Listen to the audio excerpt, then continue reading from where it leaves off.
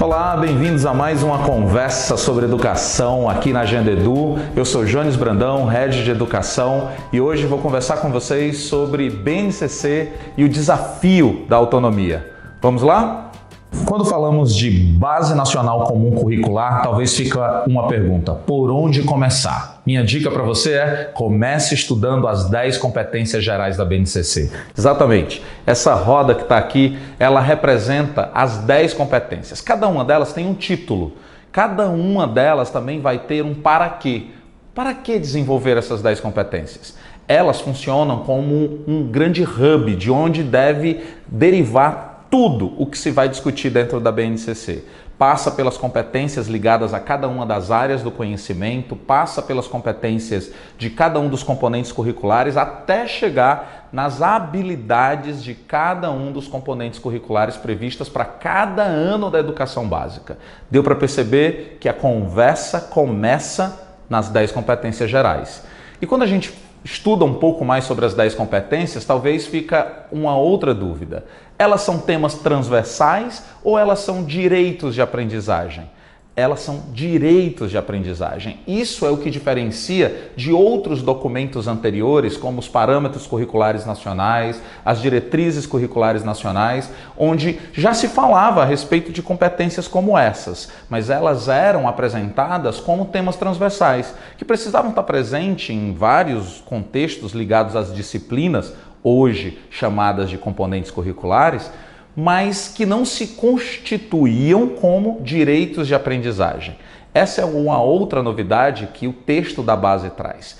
As competências, elas são direitos de aprendizagem de todos os alunos da educação básica. Portanto, o professor, durante o seu processo de planejamento da aula e durante a sua execução da aula, precisa ter uma pergunta sempre martelando na cabeça.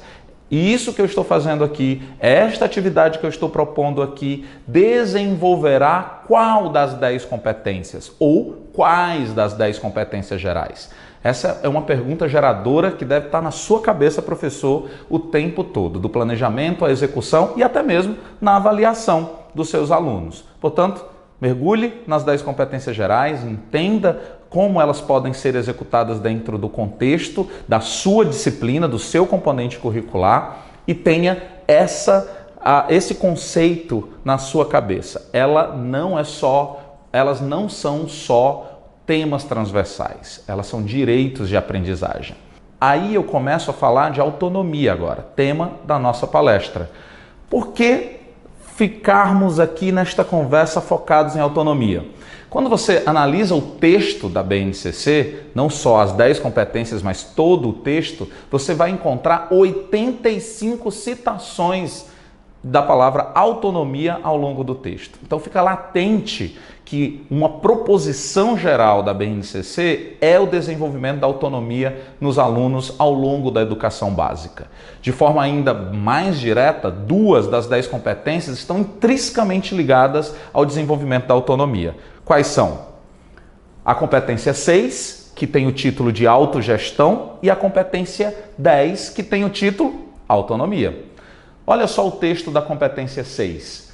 Valorizar e compreender a diversidade de saberes, entender o mundo do trabalho e construir seu projeto de vida pessoal, profissional e social. Que coisa linda, né? O nosso aluno termina o ensino médio, termina a educação básica sem um projeto de vida. Ele passou 17 anos naquele processo e ele sai de lá para quê? Para fazer uma prova? Bom, seria muito lindo se os nossos alunos tivessem condição de, pelo menos durante o ensino médio, a última etapa da educação básica, construir um projeto de vida. E é isso que essa competência defende. Mas para que desenvolver a autogestão? Para que desenvolver um projeto de vida? Para fazer melhores escolhas com liberdade e, olha só o destaque, autonomia, responsabilidade e consciência crítica. Autonomia presente nessa construção de um projeto de vida, porque nasce a partir do interesse do aluno, não só do interesse da família, dos pais, do interesse de uma profissão que renda mais dinheiro, mas nasce do interesse dele e ele precisa ter autonomia nessa escolha e nessa construção. Veja aqui a competência 10, autonomia.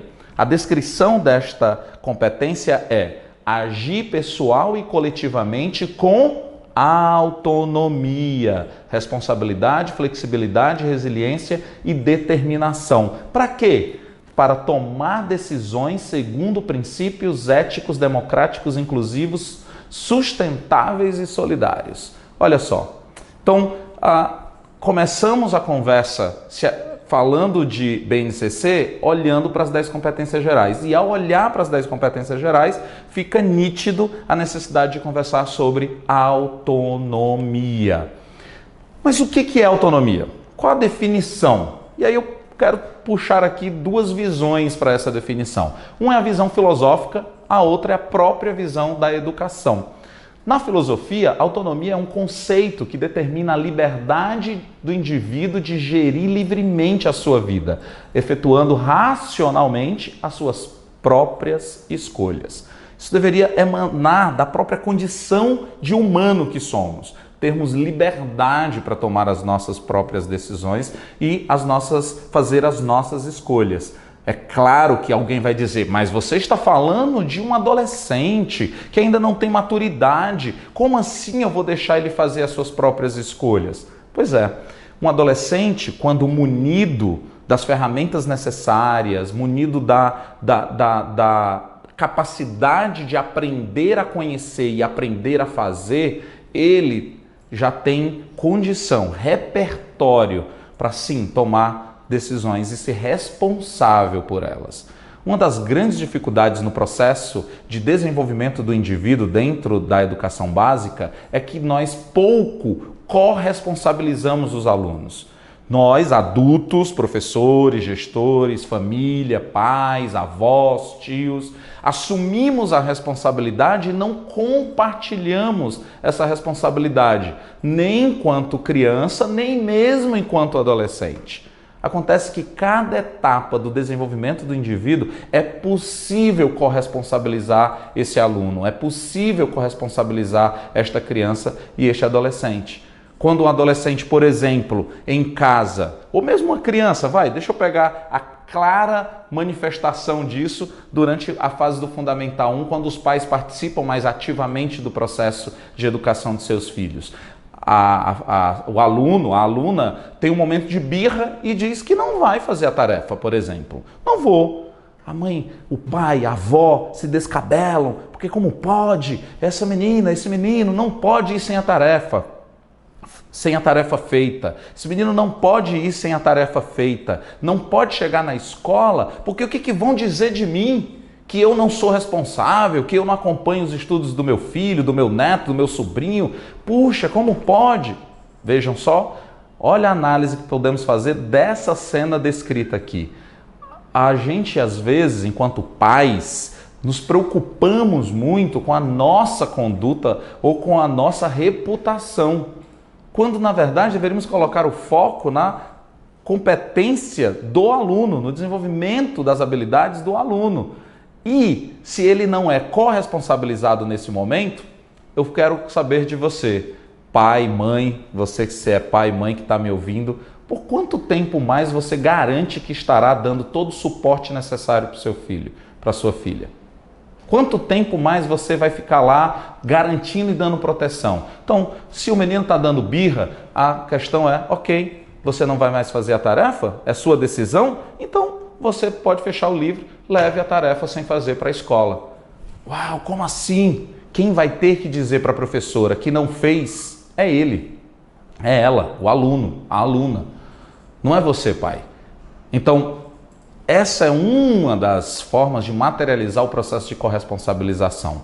E aí a gente vem para a definição de autonomia dentro do universo de educação. Em educação, a autonomia do estudante revela a capacidade de organizar sozinho os seus estudos, sem total dependência do professor, administrando eficazmente o seu tempo de dedicação no aprendizado e escolhendo de forma eficiente as fontes de informação disponível. Olha só, percebe? O aluno é capaz de organizar o seu horário de estudo? Não, não é, porque ele precisa de alguém lembrando. Cadê a tarefa? Você fez a tarefa da página tal?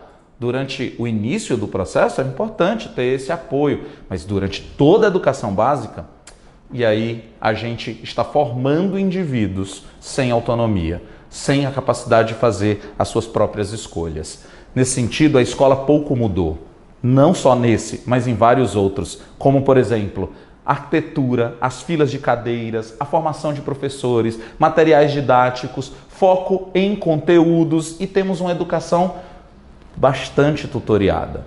O aluno entra na universidade e se perde. E agora, o que eu vou fazer? Onde está a revisão para a prova? Onde está a lista de exercícios para revisar para a prova? A faculdade não entrega isso. O professor vai dizer, passa na Xerox e a prova é tal dia. Acabou. Só que essa é uma primeira cena de choque que também pode se reverberar dentro do ambiente de trabalho. O chefe vai dar mastigado para o estagiário, para o recém-chegado no departamento, no setor, vai ter que se virar, vai ter que imaginar coisas, vai ter que, através do job description que vão entregar para ele, criar a sua rota, criar o seu cronograma, criar o seu planejamento, percebe? Mas se durante toda a educação básica a gente não desenvolveu isso nos nossos alunos, caros colegas professores, eles vão ter muitas dificuldades nesses momentos próximos da sua vida. Então, foco em conteúdos, como uma das coisas que pouco mudou dentro da escola. A BNCC vem exatamente fazer uma reviravolta nisso. Não é que os conteúdos agora são desnecessários, de forma nenhuma. A BNCC coloca os conteúdos como meios para o desenvolvimento das habilidades. O foco, então, como garantia de direito de aprendizagem, não são os conteúdos, são as habilidades. Conteúdos são meios. Isso significa que nós não vamos excluir os livros didáticos, nós não vamos excluir os materiais de suporte, diversos outros recursos usados por você, professor, em sala de aula. Mas isso precisa, de uma forma ou de outra, ser interpretado como meio. O seu foco volta ao começo da conversa. Ao fazer essa aula, ao realizar essa atividade, quais competências, quais habilidades eu estou desenvolvendo neste aluno? E talvez alguns de vocês possam já se perguntar aqui, ou se não já se perguntaram antes, qual a diferença entre competência e habilidade? Deixa eu dar uma dica para você não esquecer mais. Competência está ligado ao conhecimento, aquilo que eu sou capaz de conhecer, é o aprender a conhecer. E ela tem uma ligação direta com o substantivo, algo ou alguém sobre o qual eu aprendo. Então, isto é competência. A habilidade está ligado ao fazer, é o aprender a fazer. Então, ela tem uma ligação com o verbo. O que eu vou fazer com aquilo que eu aprendi, ou sobre aquela pessoa que eu aprendi. Percebe? Então, competência é aprender a conhecer, habilidade é aprender a fazer. Uma está diretamente ligada à outra. Acontece que na nossa educação tutoriada, onde a autonomia não é fortemente desenvolvida, a gente foca todo o nosso esforço em sala de aula no desenvolvimento do aprender a conhecer. A gente dá conta de uma gama enorme, um volume enorme de conteúdos. Parêntese, nossa educação básica no Brasil tem um dos, se não o maior, currículo em volume do planeta. Fecha parêntese. Não, ainda com parêntese aberto, se volume garantisse sucesso, por que nós não estamos entre os primeiros colocados do PISA, que é a Prova Internacional de Avaliação de Estudantes? Por que a gente se configura lá na posição 60 e alguma coisa? Vale refletir, né? Volta para cá. Essa escola que pouco mudou tem produzido muito descontentamento. Descontentamento não só em você, professor, eu imagino, como também já produziu em mim, mas também está produzindo descontentamento no próprio aluno. Os alunos já estão batendo na cadeira ou se mexendo demais, ou não é só por causa do tempo de centração baixo, não é só porque eles têm muitas outras coisas pairando na sua cabeça e aí eles perdem a atenção. É porque não é atrativo, não é atraente. Nesse sentido, eu quero saber o que nós, professores, vamos fazer? Apenas colocar a culpa no aluno e dizer o problema é do aluno, o problema é que o aluno não tem concentração, não tem responsabilidade, não tem interesse, não está nem aí. Nós vamos nos esconder atrás dessas que são realidades mesmo, não podemos negar, tem muitos alunos desinteressados, distraídos, enfim, mas nós vamos só se esconder atrás disso? Pergunta o que você está fazendo para mudar esta realidade que está posta dentro da sua sala de aula. E nós não termos mais ou não darmos mais motivos para esse descontentamento. Uma das outras expressões bastante presentes no texto da BNCC é educação integral. E o integral aqui é no sentido da integralidade do indivíduo. Nós, enquanto educadores, precisamos olhar para os nossos alunos de um ponto de vista mais integralizado, olhar para eles não só do cognitivo, do intelectual, mas física, emocional, social e culturalmente. É nesse sentido que a BNCC ela explora, por exemplo, uma das competências gerais é a cultura digital. A outra tem a ver com repertório cultural. Olha que coisa interessante. Enquanto a gente está ainda muito interessado em dar conta de um volume enorme de conteúdos, a Base Nacional Comum Curricular está nos chamando a desenvolver competências diversificadas no aluno, de forma que ele tenha capacidade de ter uma série de repertórios culturais, repertórios intelectuais, repertórios sociais, emocionais e físicos. Percebe? Daí, por exemplo, a gente falar muito nos últimos tempos sobre socioemocional ou competências socioemocionais. Porque se focou tanto em volumes e conteúdos e a gente esqueceu do lado emocional. E aí a gente está vendo vários programas sendo ofertados às escolas para o desenvolvimento de competências socioemocionais. Né? Por que isso? Ora, por quê? Porque o indivíduo é e sempre foi um ser integral. Lá na LDB de 96, a nossa lei magna da educação, ela já dizia que ensinar e cuidar são indissociáveis.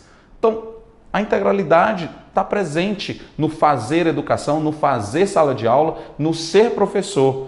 Não, eu acho que só o fato de você estar buscando uma formação como essa neste canal, eu acredito que você já é um ponto fora da curva. Mas mesmo que não seja, eu quero deixar claro para você, nós professores precisamos ocupar um novo lugar, um lugar que foca no aluno enquanto ser integral, um lugar em que abre mão dessa demanda e necessidade de dar conta do conteúdo a todo custo, como se ensinar fosse garantia de aprender.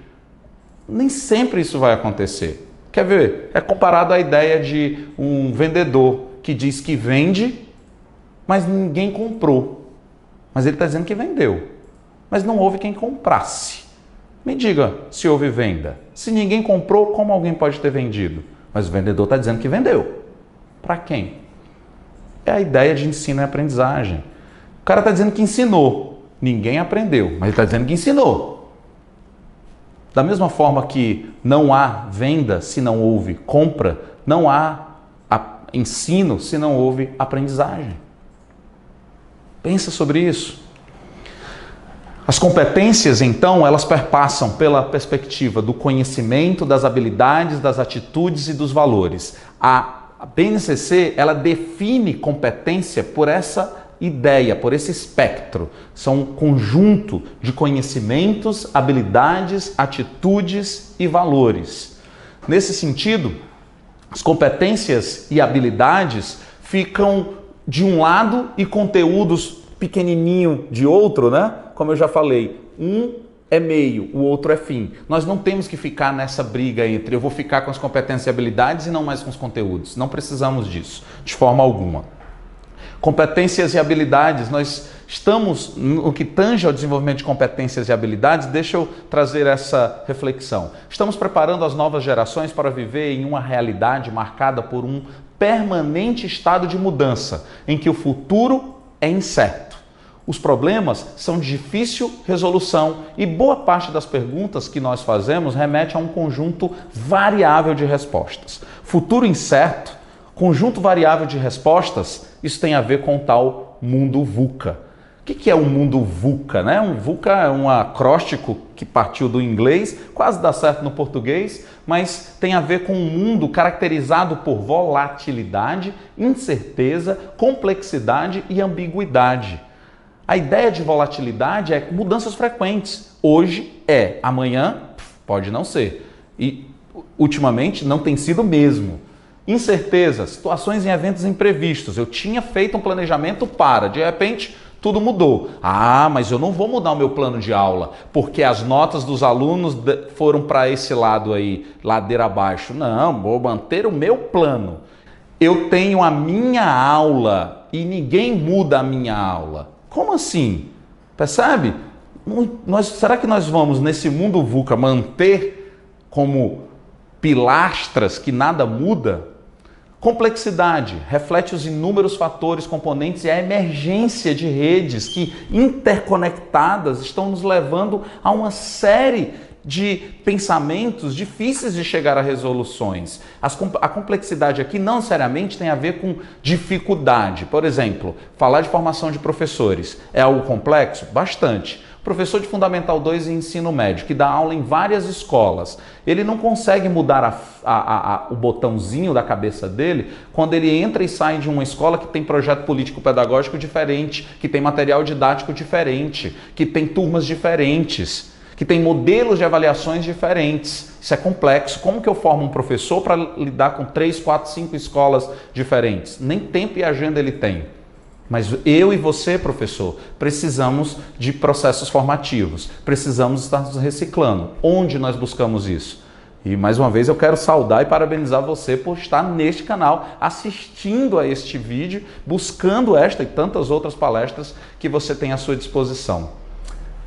E o último elemento do mundo VUCA é a ambiguidade. Significa manifestação de aspectos pouco claros. Por exemplo, o novo ensino médio é ambíguo? Claro que é. A gente está muito confuso quanto a uma série de coisas relacionadas a como esse novo ensino médio vai acontecer de fato.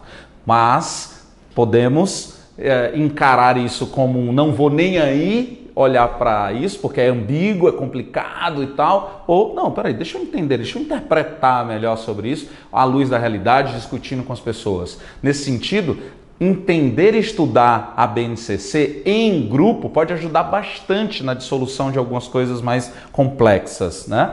A contribuição da BNCC talvez pode se resumir em dois eixos. Essa contribuição está ligada ao promover a qualidade e a equidade e tornar a escola capaz de responder aos novos desafios que se apresentam. Esses novos desafios, que partem daquele tal mundo VUCA, requer de nós encarar novas práticas, novos lugares, porque senão nós vamos continuar peitando uma dificuldade que é: se eu quero chegar em novos lugares, eu preciso abrir mão dos velhos mapas. Do contrário, vai ser querer obter resultados diferentes fazendo as mesmas coisas, mas isso é um atestado de loucura. Por isso, professor, se aproprie, conheça, estude, pesquise, converse, peça ajuda, mas descubra quais são os novos mapas para sair de onde você está hoje e chegar em novos lugares. Desconhecidos, talvez alguns estão dizendo: puxa, mas já são 20 anos nessa jornada em sala de aula e agora você vem me dizer que tudo vai mudar? Não, tudo não vai mudar, que aí é outra coisa. A gente acha que tem que ser 0 ou 100. Cara, pode ser um 20, pode ser um 50. Sua aula precisa ser diferente todas as vezes que você entrar em uma sala de aula? Não, não precisa. Mas se você pensar em uma aula diferente por mês, isso é possível? É possível. Agora imagine a experiência do aluno, quando todos os professores dele estiver comprometido em oferecer uma aula diferente por mês. Que experiência fantástica aqueles alunos naquela turma, aquela escola vai vivenciar. Percebe como isso causa um impacto quando a gente para de olhar para o tudo ou nada e coloca o foco no que eu posso fazer. Você pode fazer uma aula diferente por mês. Existe uma trilogia aqui que eu quero propor a você que está muito ligado a muito daquilo que a gente pode fazer no dia a dia dentro da escola. Comunicar, aproximar e engajar. Comunique-se com o seu aluno, comunique-se com os seus pares, comunique-se com os pais, comunique-se com os gestores, troque ideias. Troque experiências que você tem vivido. Chame alguns dos seus colegas para observar as suas aulas e dar feedback para você. Não necessariamente só o coordenador pode fazer a sua observação de aula. Aproxime-se da realidade dos seus alunos. Você talvez não consiga fazer isso com turmas de 30, 40 alunos, sozinho, mas com apoio de outros colegas, com apoio de alguns recursos tecnológicos, como aquelas plataformas de avaliações e simulados, de que analisa o socioemocional, que analisa o cognitivo. Se a sua escola tem acesso a esse tipo de coisa, faça uso disso. Não sabe lidar com essa questão da tecnologia? Esse é um outro lugar que você precisa ocupar, professor. E por fim, você engaja os alunos naquilo que você está promovendo. Eu acho que esse talvez é o maior desafio quando nós estamos comprometidos com o desenvolvimento da autonomia dos nossos alunos, é engajá-los. Então, nesse sentido, você, professor, precisa ser um gestor de engajamento das suas turmas. Para isso, eu tenho 3 dicas para você. Engajar é oferecer educação, estrutura e estímulo. Como isso? Por exemplo, queremos que a nossa turma mantenha um ambiente limpo, agradável, organizado. Então, eu educo sobre isso, eu trago conceitos sobre isso, eu ministro aula sobre isso. Segundo agora eu vou dar estrutura. Se eu quero que todos mantenham um ambiente limpo, o mínimo de estrutura que eu posso oferecer é ter lixeiras espalhadas pela sala. Concorda?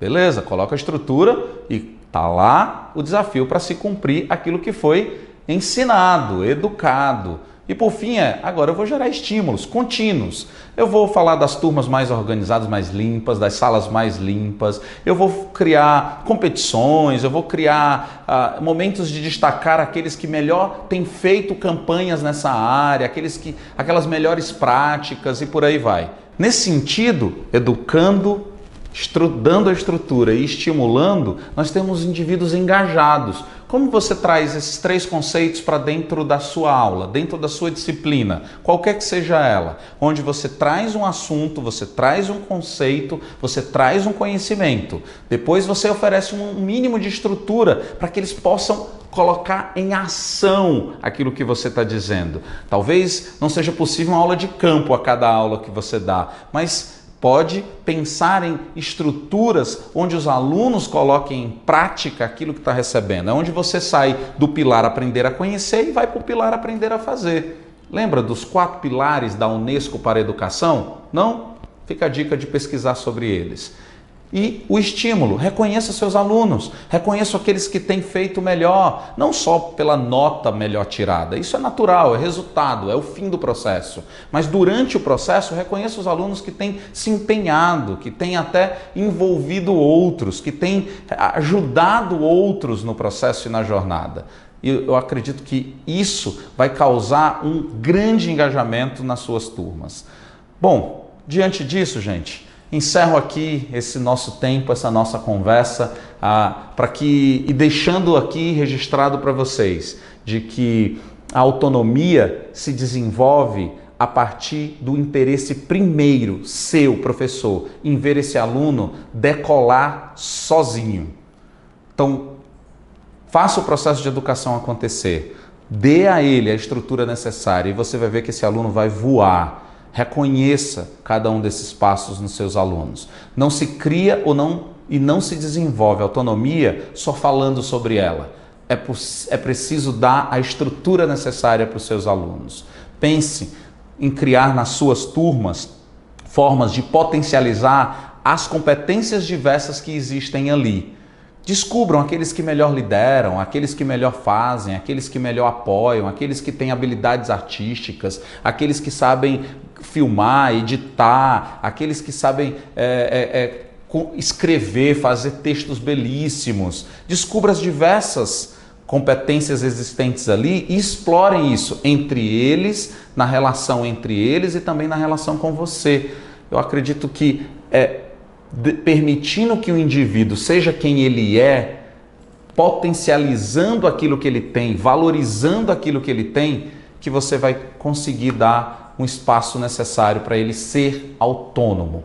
Não vamos formar seres heterônomos, seres dependentes de nós, seres dependentes do sistema. Vamos formar seres interdependentes, que reconhecem as suas potencialidades, reconhecem as potencialidades do outro, constroem a partir daí, a partir de quem são, de quem o outro é, e simplesmente voam, decolam. eu tenho certeza que você vai se sentir muito bem ao final de um semestre, ao final de um ano letivo, percebendo que, para além das notas boas, esses alunos foram capazes de criar um pouco mais de competência autônoma. Grande abraço, boa aula, bom trabalho, boas formações, continue buscando.